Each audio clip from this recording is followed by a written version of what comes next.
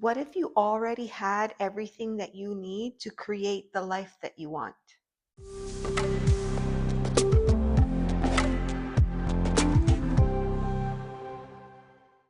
Hey friends, welcome to my channel. If you're new here, I'm Elizabeth and I share deck flip-throughs, spreads, VRs, and so much more.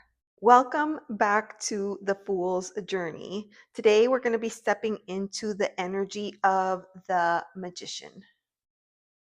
This is the master of manifestation and personal power. In the tarot, the magician teaches us that the tools for success are already in our hands. We just need to learn how to use them. Let's talk about the symbolism.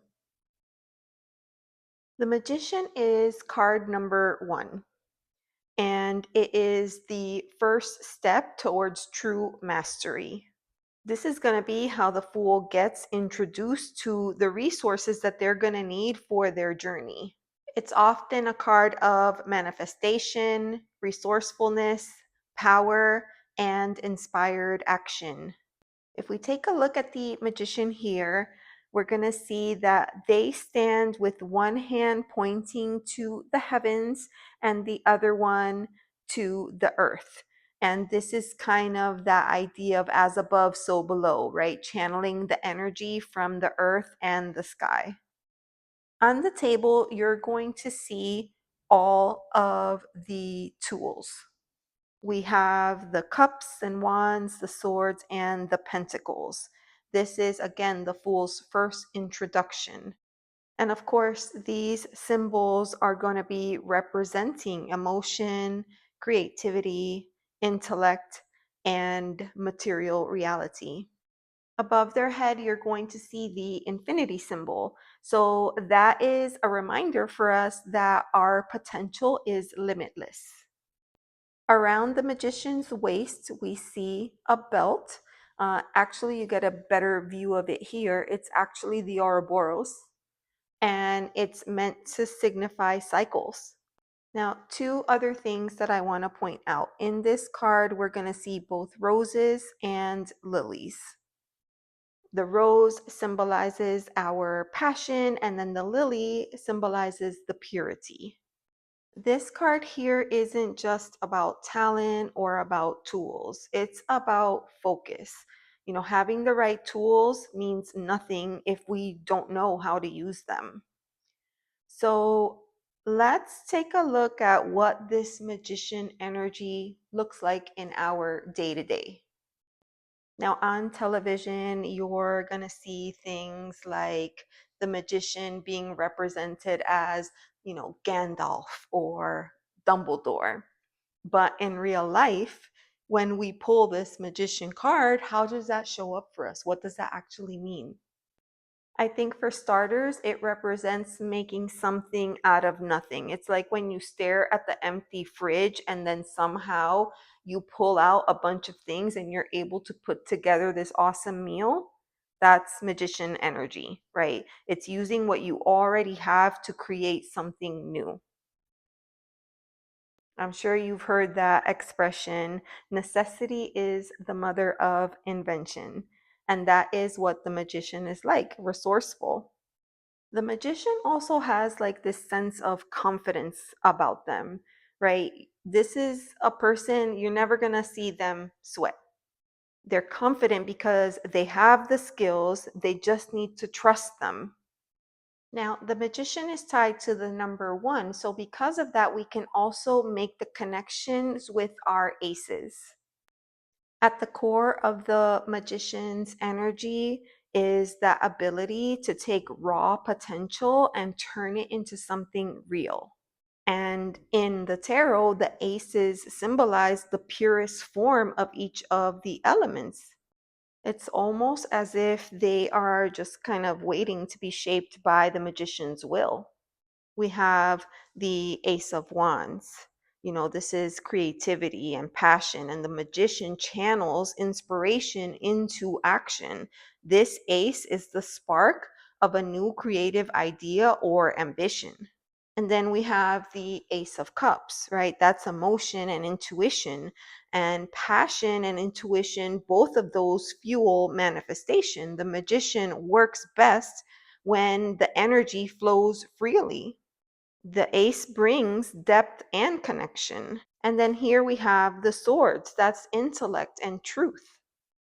Our words hold power. The magician knows that focus and clarity are going to shape reality, just like the Ace of Swords cuts through illusions.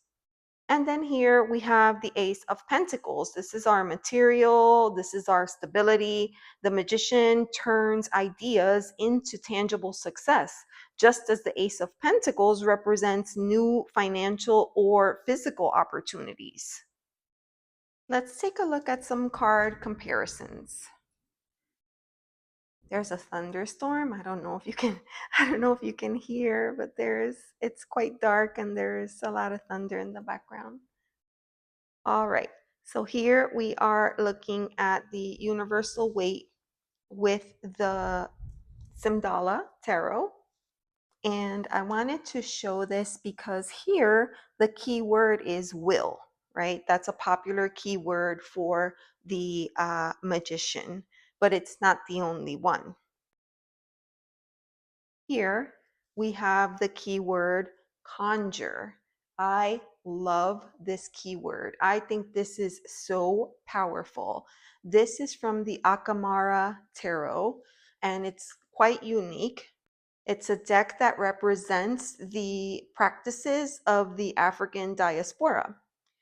And they've used the word conjure. It's like a reminder that the magician's role is also a divine channel, right? Someone who calls, crafts, and commands energy into reality. I'm going to hold this up just a little just to make sure that you can see how beautiful that is. You do get some of that as above, so below energy in here as well. Now, in the Vision Quest, we have the Medicine Man. That adds a different layer of meaning as well, because here the magician is rooted more in healing and wisdom and spiritual guidance. With this card, you get the idea that the magician is also working with the wisdom of the elders, spirits, and nature. Now, this card here has a very interesting keyword, and that is impulse. And at first glance, that could seem kind of like a negative, right? But it could be both negative and positive. If you think about the meaning of impulse, that's immediate action, right? That could be either powerful or reckless. It just depends how it's channeled. Now, here is the card from the Sufi Tarot, and we are seeing the title Alchemist. Another layer to the magician is that they can be of benefit or aid in transmuting the soul through divine knowledge, patience, and devotion. Now, this card here is from my Force of Enchantment, and it's called the Enchanter. So here in this card, we see it lean a little bit more towards mysticism, right? The enchanter hints at spellcraft or energy work. Now, one other variation I wanted to show, this is from the Rosebud, and here we have the Mage. And this goes just a little bit deeper into mysticism, right? Because the magician is depicted as a master of tools and action, but the mage, that is focused more on unseen forces behind the magic and behind the transformation. Let's take a look at some others. This is from Tarot of the Distant Past, and this is very similar to the RWS. In fact, it is a clone. I chose this one because we have a female presenting magician. Oftentimes we see male presenting. So it's a beautiful reminder that the magician card isn't just male, it can be either one. And in this card, I feel like the focus is more on the flowers, right? And if we think about the symbolism, we had roses for passion and then lilies for purity. We also see the butterfly here, kind of indicating that change and transformation. Now, this card here is from my Naturescapes. I just love this representation. What would the magician look like if it wasn't being represented by a person? I feel like this is perfection.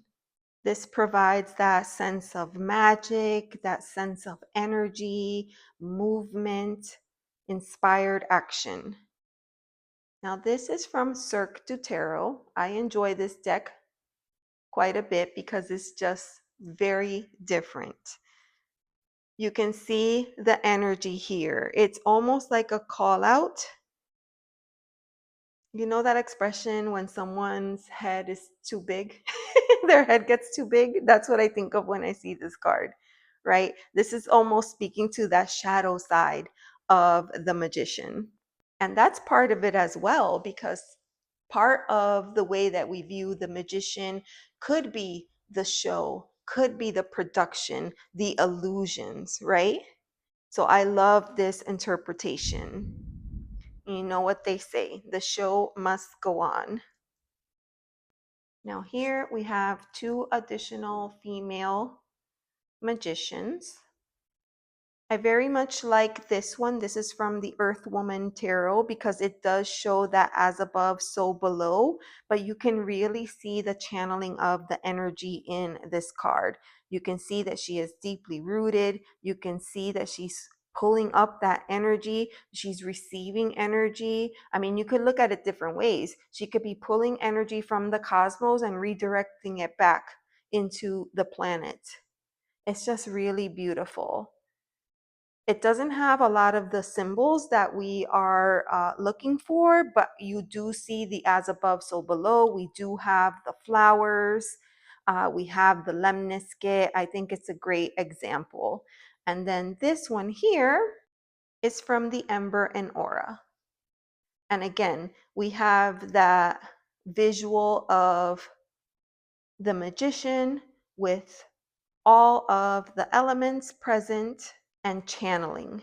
That is the biggest message that I pull out of this card. The fact that they're channeling, they're in command of the element. You know, when you think about that story from the Bible, Moses parting the Red Sea, you know, in essence, that's what she's done here. She has parted the water and she's able to stand right in the middle of it. It's quite powerful, actually.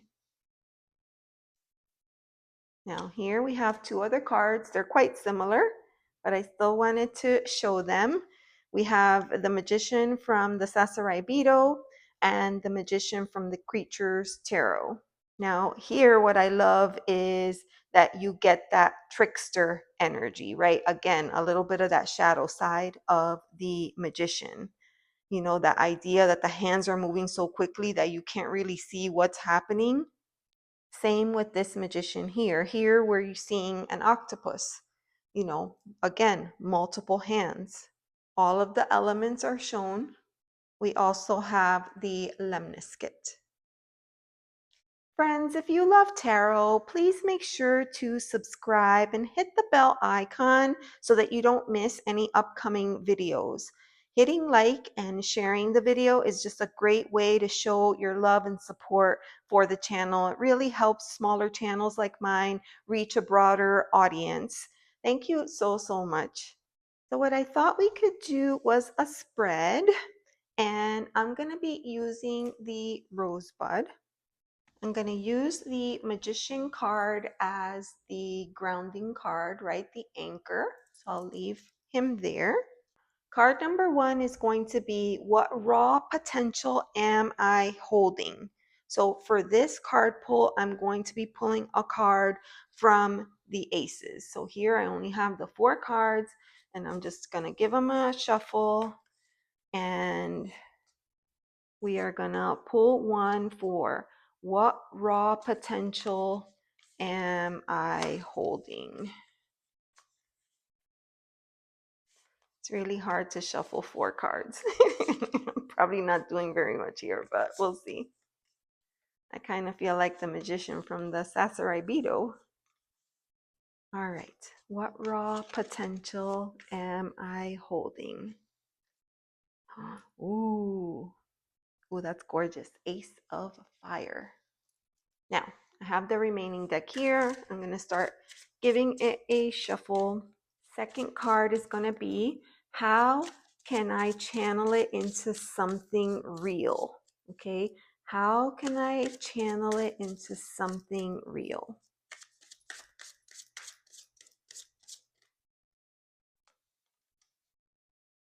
All right, Curiosity of Earth. Final question. What is my biggest strength in manifestation? What is my biggest strength in manifestation?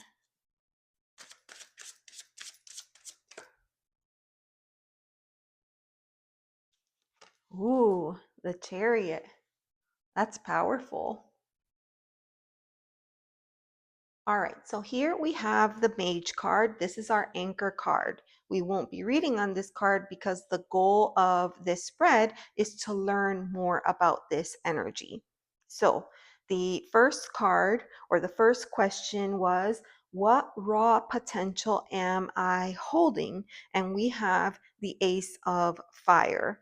Now, the element of fire, of course, this is passion, this is inspiration, this is creativity, this is that spark, right? That we feel that begins something new for us. And I love that we have that representation of the red rose, because if we remember from the symbolism, the rose signifies passion, which is, of course, what fuels the fire. Then we have card number 2. How can I channel it into something real? How can I channel it into something real? We have Curiosity of Earth. Curiosity is the equivalent of a page. When I think of earth energy, I'm reminded that this is the slowest energy of all of the energies. And I feel like that's a perfect balance to this fire here, because sometimes, when we're inspired to do something, inspired action, right, that comes from the Mage card here, we have a tendency to want to get from point A to point B in a mad rush. And so this is a reminder, so to speak, to take our time, right? There's no rush. This Curiosity of Earth, the page, this is an energy of, of course, being curious. The page wants to learn, wants to do well, wants to take their time. They want to get it right the first time. A lot of times people rush through things and then they have to go back and do it again. Maybe they cut too many corners. The Curiosity of Earth is not going to do that. They're going to slow down. They're going to, this will be the energy that, checks twice, cuts once. So that is the reminder that I'm seeing here for how to channel it into something real. You channel it by breaking it down into smaller bits that are digestible and that you can do slowly but sustainably over time. And then here we have card number 3. What is my biggest strength in manifestation? Well, we have the Chariot. I mean, if there isn't another card that could also kind of signify will, will to push through, it's the Chariot. So I love that the Chariot has shown up here. There's a path to take, right? We're being called to move forward. How do we do that? By staying focused, by pulling on those inner strengths, by channeling our will. This is going to be the biggest secret weapon in order to do all the things. So to recap over here, for card number 1, we have the Ace of Fire. So this is the raw potential, right? This means that we are ready to take off. We have the energy that we need to initiate something really bold and exciting. Then for card number 2, we have the Curiosity of Earth. Again, a card about learning, but I think the key is that it's steady growth because it's done slowly over time using practical steps. So this allows a little bit of a balance from this fire energy here by grounding our ideas. Well, how do we do that? Well, through study, through patience, and through, methodical action. Have you ever heard that? There's a method to their madness. And then card number 3, we got the Chariot. This is the biggest strength, right? This is focused willpower and discipline and also victory, determination, unstoppable. It's almost like a magnified version of the Magician because I also feel like this card here, there's confidence. I feel like the cards that we got here are kind of like a perfect combination, right? Between inspiration and grounded action. I mean, that with unstoppable drive. Get it? Drive. All right, friends, as we start to wrap up, the Magician is a reminder, right? That everything that we need is already within us. We just need to claim our power and use it wisely. I love this. I will leave the questions down below in the description box in case you decide that you want to do it too. If you do, let me know in the comments. What insights did your magician reveal to you? In the next episode, we are going to meet the High Priestess, and that is going to be who teaches us to trust the knowledge that we have within us. Please make sure to subscribe and follow along as we continue the Fool's journey. Thanks so much for watching. Bye.